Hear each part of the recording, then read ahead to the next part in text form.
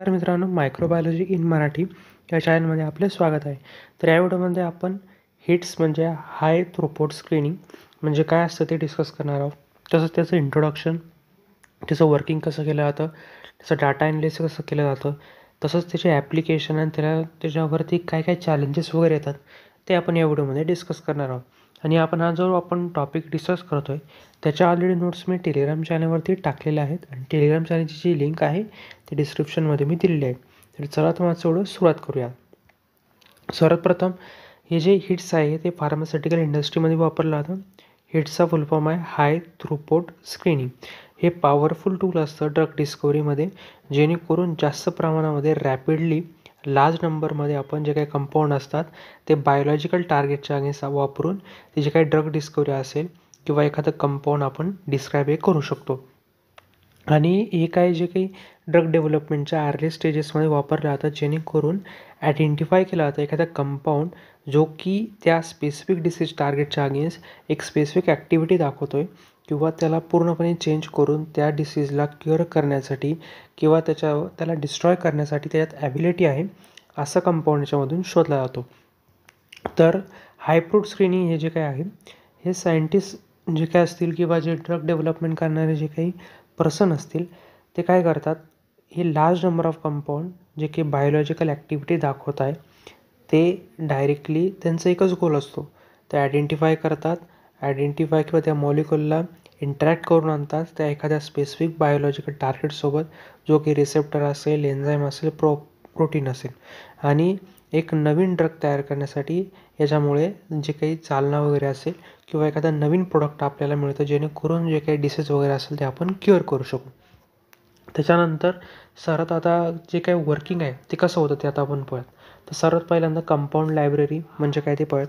म्हणजे याच्यामध्ये 1000 किंवा मिलियनपर्यंत जे काही डिफरंट स्मॉल मॉलिक्यूल असतील, पेप्टाईड असतील किंवा जे काही बायोलॉजिकल ॲक्टिव्हिटी एजंट असतील ते याच्यामध्ये किंवा त्याचे टेस्टेड असतील किंवा त्याचे काही थेरपॅटिक इफेक्ट असणारे जे काही पूर्ण कंपाऊंड असतील ते कलेक्ट केले जातात. तर याच्यामधून जे काही सिंथेटिक कंपाऊंड असतील, नॅचरल प्रोडक्ट असतील किंवा जे काही कॉम्बिनेशनली म्हणजे वेगवेगळे जे काही कंपाऊंड असेल त्याचं कॉम्बिनेशन तयार करून एखादी लायब्ररी तयार केली असेल, तिथून वेगवेगळे जे काही कंपाऊंड आहे ते घेतले जातात. आणि हे काय प्लॅटफॉर्मवरती किंवा प्लेट फॉर्मॅटमध्ये हे स्टोअर केलेले असतात, जेणेकरून त्याचं जे काही यूज असेल तो केमिकल डायव्हर्सिटी म्हणजे वेगवेगळ्या जे काही टेक्निकमध्ये आपण यूज करू शकतो. तर ज्यावेळेस एखादा स्पेसिफिक बायोलॉजिकल टार्गेट हे आयडेंटिफाय होतं, ते कशावरती डिपेंड असतं, थेरॅपेटिक एरिया किंवा त्या डिसीजवरती. आणि ज्यावेळेस हे जे काही डिसीज वगैरे असेल किंवा टार्गेट असेल, ज्यावेळेस इन्व्हॉल्व असतं, त्याच्यामुळे त्याच्या जे काही डिसीजचे जे काही प्रोसेस असेल, मॉड्युलेटिंग ॲक्टिव्हिटी असेल किंवा ते काही डिसीज मॉडिफिकेशन असेल ते आपण याच्यामुळे करू शकतो. म्हणजे वेगवेगळे जे काही कंपाऊंड असतील ते डायरेक्टली बंबार्ड केले जातात किंवा त्या डिसीजवरती डायरेक्टली स्क्रीन केले जातात, जेणेकरून जर लागला तर एखादा जे काही कंपाऊंड असेल तो लागून जातो ते जे काही डिसीज असेल त्याला, आणि तो त्याला क्युअर करण्यासाठी किंवा डिस्ट्रॉय करण्यासाठी काम करतो. आणि त्यालाच म्हटलं जातं जे काही हिट्स किंवा हाय थ्रूपुट स्क्रीनिंग. त्याच्यामध्ये एखादा बायोलॉजिकल कंपाऊंड शोधला जातो, जेणेकरून ज्या डिसीजला आपण क्युअर करू शकू. त्याच्यानंतर ही जी काही AC आहे ते लॅबोरेटरीमध्ये आपण करतो. याच्यामध्ये जे काही बायोलॉजिकल ॲक्टिव्हिटी असेल त्या कंपाऊंडच्या आपण मेजर करतो. आणि हे जे काही AC असेल तर असं आपण डिझाईन केलं जातं किंवा त्याच्यामध्ये चेंजेस वगैरे केले जातात, जेणेकरून कंपाऊंडचं जे काही इंटरॅक्शन ते बरोबर त्या टार्गेटसोबत होऊ शकेल. आणि याच्यामध्ये ज्यावेळेस ते इंटरॅक्शन होते कंपाऊंडचं आणि त्या डिसीजचं, त्यावेळेस enzyme inhibition, receptor binding, gene expression, cellular response असे वेगवेगळे जे काही प्रोसेस असतात ते घडून येतात. आणि हे जे काही AC आहे त्याच्यामध्ये पूर्णपणे ते ऑप्टिमाइज केलं जातं, जेणेकरून ते सेन्सिटिव्ह असलं पाहिजे, सुटेबल असलं पाहिजे आणि ऑटोमेशन असलं पाहिजे आणि रिप्रोड्युसेबल असलं पाहिजे, जेणेकरून ते जे काही कंपाऊंड आहे त्याला फेवरेबल राहील, जेणेकरून तो त्या डिसीजच्या अगेन्स्ट एक ॲक्टिव्हिटी ऑन करेल आणि त्याला क्युअर करण्यासाठी किंवा त्याला डिस्ट्रॉय करण्यासाठी काम करेल. तर ऑटोमेशन म्हणजे काय, हे क्रिटिकल एलिमेंट असतात हिट्समध्ये.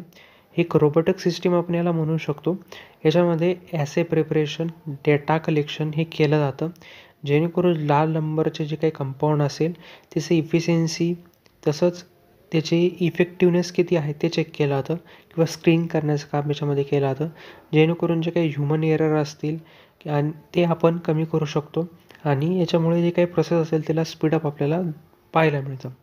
आणि ह्या ज्या काही हाय थ्रूपुट रोबोटिक सिस्टीम आहे त्याच्यामध्ये आपण जे काही रोबोट्स असतील, लिक्विड हँडलिंग किंवा मायक्रो प्लेट्स असतील, ऑटोमेटेड रेडर असतील, जे की रिसर्चरला वेगवेगळे जे काही कंपाऊंड असतील 1000 ऑफ कंपाऊंडचा पॅरलल व्ह्यू आपल्याला पाहायला मिळतो आणि त्याच्यावर त्या डिसीजवरती त्या बायोलॉजिकल एजंटचा त्या कंपाऊंडचा त्याच्यावरती कसा इफेक्ट होतो आहे ते पूर्ण आपला डाटा मिळतो. त्याच्यानंतर जो काही कंपाऊंड असेल तो टार्गेट एरियाला जे काही रीडआउट इन्स्ट्रुमेंट जे काही आहे त्यामध्ये आपण फ्लोरेसन्स रेडर वापरतो किंवा ल्युमिनेसन्स रेडर असतील किंवा ॲब्सॉर्प्शन रेडर असतील, त्याचा वापर करून त्याच्या बायोलॉजिकल जी काही ॲक्टिव्हिटी असेल ते डिटेक्ट करतो आणि हा रिझल्ट कशामध्ये असतो, क्वांटिटेटिव्हमध्ये आणि जे वेगवेगळे डाटा सेट असते त्याच्यामध्ये प्रोड्यूस होतात आणि ह्या टेस्टिंगमध्ये जर आपण पाहिलं जे काही कंट्रोल असतील, पॉझिटिव्ह असतील, निगेटिव्ह कंट्रोल असतील, त्याच्यामुळे ते जे काही फंक्शन असेल ते प्रॉपरली रन होतं त्या एसीचं. म्हणजे ही जी काही प्रोसेस आहे ती एकदम सिम्पल आहे. याच्यामध्ये वेगवेगळे जे काही कंपाऊंड असतील ते लायब्ररीजमधून उचलले जातात, त्या डिसीजवरती डायरेक्टली स्क्रीन केले जातात. स्क्रीन केल्यानंतर जो एखादा कंपाऊंड असेल त्या डिसीजवरती ॲक्टिव्ह होतो आणि जो काही कंपाऊंड असेल त्याला त्याची ॲक्टिव्हिटी ही पूर्णपणे जाणून घेतली जाते. त्या टार्गेट एसेवरती त्याने काय चेंजेस केलेले आहेत किंवा त्याचं जे काही डिसीज असेल ते क्युरेबल झालेले आहे की नाही किंवा त्या डिसीजला त्याने पूर्णपणे डिस्ट्रॉय वगैरे केले की नाही ते आपण याच्यामध्ये पाहतो. त्याच्यानंतर जो काही डाटा ॲनालिसिस असेल ते सॉफ्टवेअरमध्ये टाकलं जातं. जो काही हिट असेल, जो काही कंपाऊंड असेल ज्याच्यामुळे जी काही ॲक्टिव्हिटी आहे ती टार्गेटच्या अगेन्स्ट सिग्निफिकंट झाली तो शोधला जातो आणि जो काही डाटा असेल तो प्रोसेस करून कंपाऊंड जो काही असेल त्याची सिलेक्टिव्हिटी, पोटेन्शियल फर्दर ऑप्टिमायझेशन वगैरे केलं जातं. त्याच्यानंतर हे जे काही स्टॅटिकली हा जो डाटा आहे तो कंपेअर केला जातो वेगवेगळ्या जे काही कंपाऊंडसोबत, कंट्रोलसोबत आणि ते जे काही कंपाऊंडची जी काही ॲक्टिव्हिटी असेल ती इन्क्रीज केली जाते. जर ऑप्टिमाइज करायचं असेल तर ऑप्टिमायझेशन वगैरेसुद्धा त्याच्यामध्ये हे केलं जातं. त्याच्यानंतर जर आपण जर पाहिलं हे हाय थ्रूपुट जे स्क्रीनिंग आहे त्याच्यामध्ये जे काही कंपाऊंड आपल्याला मिळतो आहे त्याच्या वेगवेगळे जे काही पुढे जाऊन ॲप्लिकेशन आपल्याला पाहायला मिळतं. म्हणजे लीड कंपाऊंड आयडेंटिफिकेशन याच्यामुळे होतं.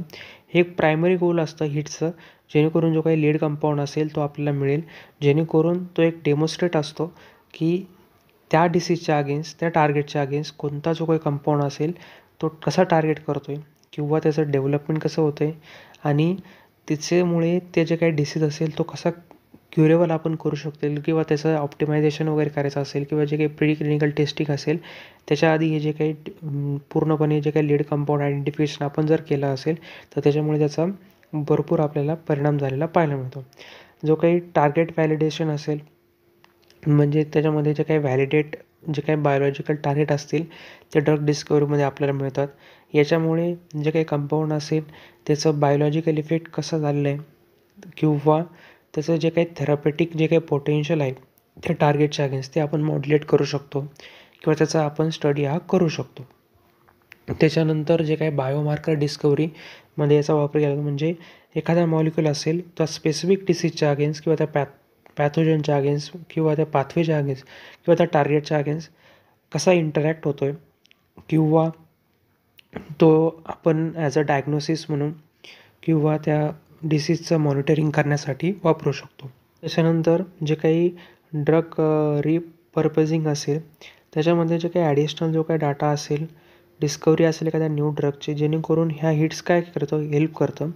एखादा ड्रग असेल तो काही कंपाऊंड असेल तो त्या टार्गेटच्या अगेन्स्ट, त्या न्यू टार्गेटच्या अगेन्स्ट कसा ॲक्टिव्हिटी दाखवतो आहे किंवा त्याची जी काही एक्सप्लोर असेल, एस्पेशली जे काही त्या डिसीजच्या अगेन्स्ट त्याचं कसं नीड आहे त्याच्यानुसार त्याचे जे काही इन्फेक्शन वगैरे आहे ते कसं त्याने कमी केलेलं आहे ते पूर्णपणे जाणून मग ते ॲज अ ड्रग म्हणून किंवा ॲज अ कंपाऊंड म्हणून त्या डिसीजच्या अगेन्स्ट तो वापरला जातो किंवा त्याचा वापर करून काही जे काही मेडिकल जे काही मेडिसिन असतील ते त्याचं बनवून नंतर त्या डिसीजच्या अगेन्स्ट ते वापरले जातं. त्याच्यानंतर आपण जर पाहिलं हे जे काही हाय थ्रूपुट जे स्क्रीनिंग आहे त्याच्यामधून आपल्याला एक न्यू कंपाऊंड मिळतो आहे जो की जे काही डिसीज कॉज करणारा जो काही सेल असेल, ते जो एरिया असेल तिथल्या त्या सेलला तो डिस्ट्रॉय करतो आहे. पण तसंच जर आपण पाहिलं त्याच्यावरती वेगवेगळे जास्त लिमिटेशन पण आहेत, चॅलेंजेस पण त्यामध्ये भरपूर येतात. तर चॅलेंजेसमध्ये जर पाहिलं, जे काही कंपाऊंड असतात ते ह्या टेक्निकद्वारे इन विवोमध्येच आपण इफेक्टिव्हपणे जास्त करू शकतो. आणि जर आपण स्क्रीनिंग करतो आहे किंवा ज्यावेळेस ते हिट झालेलं आहे, तर काही वेळेस काय होतं की तो कंपाऊंड आहे तो आयडेंटिफायच होत नाही. आणि हा जो काही ए सी आहे तो ॲनिमल मॉडेलवरती क्लिनिकल टायर असतील, तसंच जे काही ऑफ टार्गेट इफेक्ट्स असतील त्याच्यावरती हा फेल झालेला आपल्याला पाहायला मिळतो. आणि जे काही फार्माकोकायनेटिक्स आहे, जे काही फार्माकोकायनेटिक्समुळे सुद्धा हा जो ए सी आहे त्याची ॲक्टिव्हिटी आहे ती फेल झालेली किंवा डाऊन झालेली आपल्याला पाहायला मिळते. तसंच हिट टू लीड ऑप्टिमायझेशनमध्ये जर पाहिलं, ज्यावेळेस आपण आयडेंटिफाय करतो हिटला, ज्यावेळेस बिगिनिंगमध्ये जर त्याला ऑप्टिमाइज करायचं असेल त्या हिटला इनटू लीड कंपाऊंड, तर जे काही ड्रगचे जे काही प्रॉपर्टी असतील ते चॅलेंजिंग बनून जाते. लेंदी प्रोसेस होते खूप जास्त प्रमाणामध्ये, कारण की एखादा हिट किंवा एखादा कंपाऊंड आपण पुढे जाऊन तो मान्य आहे, तो त्या डिसीजला क्युअर करण्यासाठी वापरला जाऊ शकतो पुढे जाऊन. पण त्याला ऑप्टिमायझेशन वगैरे करून त्या लीड कंपाऊंडमध्ये जर टर्न करायचं असेल किंवा एखादा डिझायरेबल ड्रग प्रॉपर्टीज त्याच्यामध्ये इनपुट करायचे असतील, तर हे खूप मोठं चॅलेंजिंग आणि लेंदी प्रोसेस आहे. तसंच जर आपण पाहिलं तर जे काही जे काही सिस्टीम आहे त्यात कॉम्प्लेक्सिटी आपल्याला पाहायला मिळते. कारण की बायोलॉजिकल जे काही सिस्टम आहे ती कॉम्प्लेक्स आहे. त्याच्यामुळे जो काय ए सी आहे तो फुल्ली रेप्लिकेट इन विवो एन्व्हायरमेंटमध्ये होतो. आणि त्याच्यामुळे जे काही इनिशियल स्क्रीन असेल किंवा क्लिनिकल रिझल्ट आहे ते डिसॲपिअर आपल्याला पाहायला मिळतात. आणि त्याच्यामुळे जे काही कॉस्ट असेल, इन्फ्रास्ट्रक्चर असेल ते मेंटेन करणं खूप महत्त्वाचं आहे. आणि हे जे काही हाय थ्रूपुट स्क्रीन आहेत, ही जी काही फॅसिलिटी आहे ती खूप कॉस्टली आहे. आणि त्याचे जे इक्विपमेंट असतील, त्याला ट्रेन पर्सन लागतात किंवा जे काही लार्ज कंपाऊंड लायब्ररीज पाहिजे, म्हणजे मेनली जे काही कलेक्शन लायब्ररीज असतील त्या जास्त प्रमाणात असल्या पाहिजेत. 1000 मिलियनमध्ये जे काही कंपाऊंड असतील ते आपल्याकडे असले पाहिजे, जेणेकरून त्या डिसीजच्या अगेन्स्ट, कारण की एकच असा जो काही कंपाऊंड असेल त्याच्यावर हिट करतो आहे आणि त्या डिसीजला क्युअर करण्यासाठी तो पुढे जाऊन इफेक्टिव्ह दाखवतो आहे.